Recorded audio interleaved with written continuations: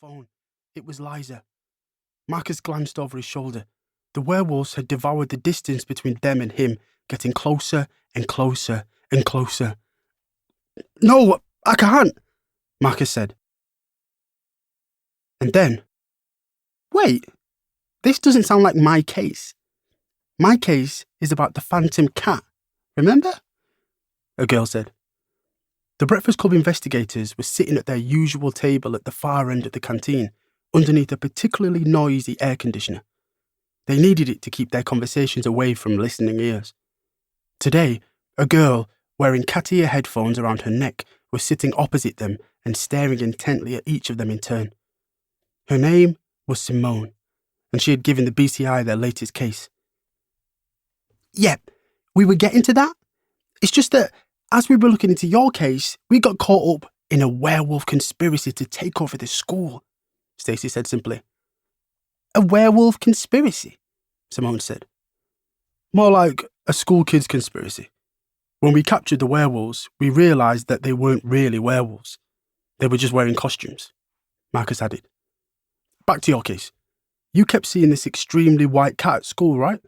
One that vanished if you ever tried to follow it," Marcus said, while Asim held up a sketch of the cat that he had drawn when Simone had first brought the case to them. The sketch was of a regal-looking white cat with dark eyes. It made sense for it to be a ghost or a phantom.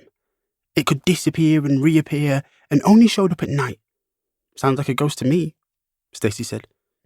"That's exactly what I thought, but some of my friends said that animals can't be ghosts," Simone said. "Well, they're completely wrong. It's even in my book of the supernatural." Stacey pulled a very large book out from underneath the table. Then she began to flick through the pages. "Where's that page again?" she mumbled. "So, as Asim said, we spent quite a few evenings here, staking out the place, trying to get a glimpse of the cat, but we couldn't find it," Marcus said. "And that's how we stumbled upon the werewolves," Stacey added.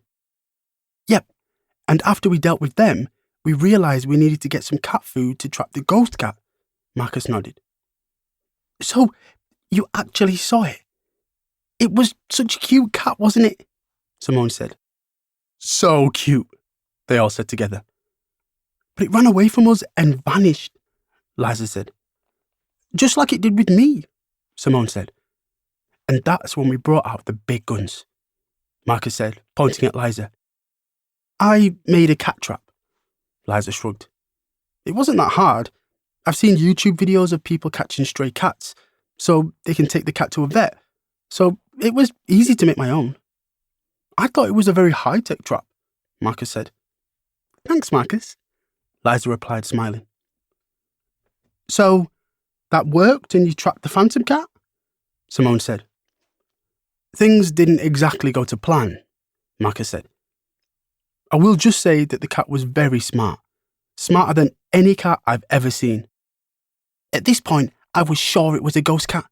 I mean, what cat is that smart and can vanish like that?" Stacey said, still searching through her book's many pages. "It somehow ate the food without triggering the trap," Asim said, scratching his head and still confused about how it had happened. "I actually got caught in the trap myself while trying to check it. Not fun," Marcus said with his head down. "So, how did you actually solve the case?" Simone asked. "It was time to bring in the big dogs," Marcus said. "I mean, literally, it was time to bring in a dog. We snuck my dog Saint into school, and she found the cat in no time," Asim said proudly. "It's sort of silly that we didn't try doing that straight away. Sometimes the lowest tech solution is the best," Liza said. "Did she chase the poor phantom cat?" Simone said. "No, Saint actually loves cats," Asim said. "She mostly wants to cuddle them, not chase them." "It turns out that it was a real cat, not a phantom one," Marcus said.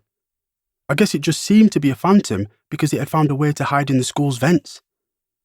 I'm sure there's a phantom cat out there somewhere, but unfortunately, not in our school," Stacey sighed. "But why was there a cat in our school?" Simone said.